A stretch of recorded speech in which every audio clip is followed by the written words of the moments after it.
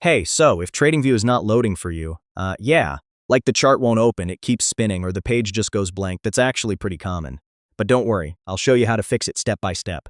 First, check your internet connection.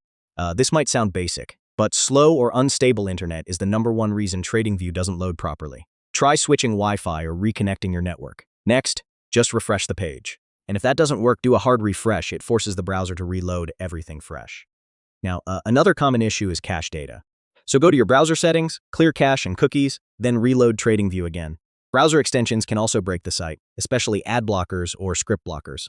Try disabling them temporarily, then reload the page. If it still doesn't load, try incognito mode. This gives you a clean browser session without most extensions running. Another fix, switch your browser. Sometimes TradingView works better on different browsers depending on your system. Try Chrome or Firefox. And finally, sometimes the problem isn't you at all. TradingView servers might be temporarily down, so just wait a few minutes and try again. So yeah, that's how you fix TradingView not loading issues. Most of the time it's just cache, extensions, or connection problems. Try these steps and it should work again. Hey,